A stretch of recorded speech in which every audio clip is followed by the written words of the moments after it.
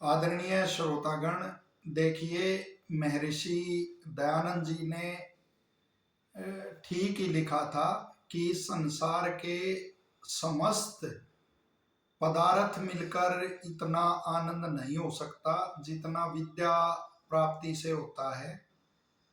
जो जो जितना जितना ज्ञान सत्य ज्ञान होता जाता है, सत्य विद्या की प्राप्ति होती जाती है, उतना उतना ही आत्मा का आनंद बढ़ता जाता है।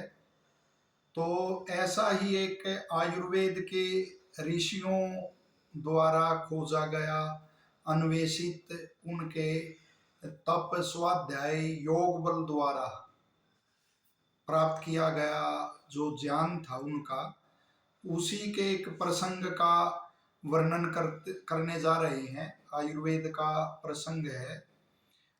आम उसमें लोक में आपने सुना होगा, लोक व्यवहार में, लोकवाणी में, कि जो 7वें मास में गर्भ का जन्म होता है वो तो जीवित रह सकता है कि, लेकिन 8वें मास में जब जन्म होता है तो उसको बड़ा संवेदनशील माना जाता है।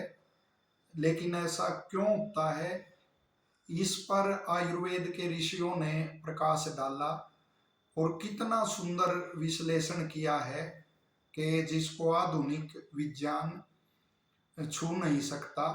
तो आयुर्वेद के ऋषि कहते हैं कि उस समय जो ओज धातु है वो कभी माता के हृदय से बच्चे के हृदय में पहुंच जाती है और कभी बच्चे के हृदय से रसवानियों से और माता के पास पहुंच जाती है, माता के हृदय में पहुंच जाती है। और ओज ही आयु का कारण है। और ओज क्या है उसके विषय में भी लिखा हुआ है कि रसादि नाम शुक्रांता नाम धातु नाम यत परम तेजय तत्खलु ओजय तत् बलमित्युच्यते, के रसादि, रस से लेकर शुक्र पर्यंत जो सप्त धातु हैं उनका जो परम तेज है, उनका जो सार है वह ओज है। और ओज को ही बल कहते हैं। लेकिन यहाँ एक और बात स्पष्ट कर दें, क्योंकि शरीर को धारण करने वाला है इसलिए उसका बल नाम दे दिया गया है। लेकिन आयुर्वेद के जो विशेषज्ञ हैं, गहनता से आयुर्वेद को पढ़ने वाले हैं, वो बताते हैं कि ओज कारण है और बल कार्य है, और कारण और कार्य एक नहीं हो सकते। तो जो ओज है वो 8वें महीने में अस्थिर रहता है, कभी माता के पास होता है, कभी गर्भ के पास होता है।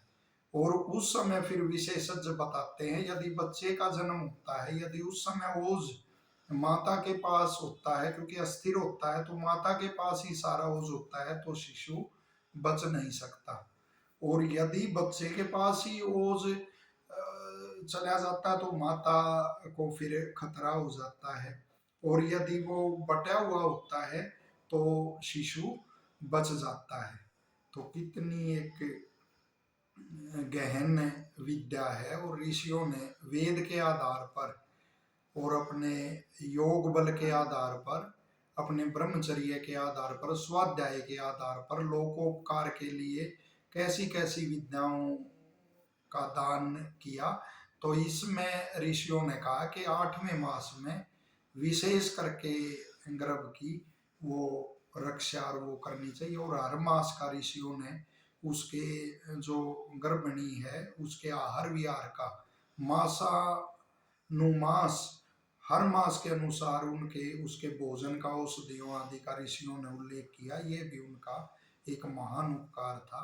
अतः हम ऋषियों के ऋणी हैं। धन्यवाद।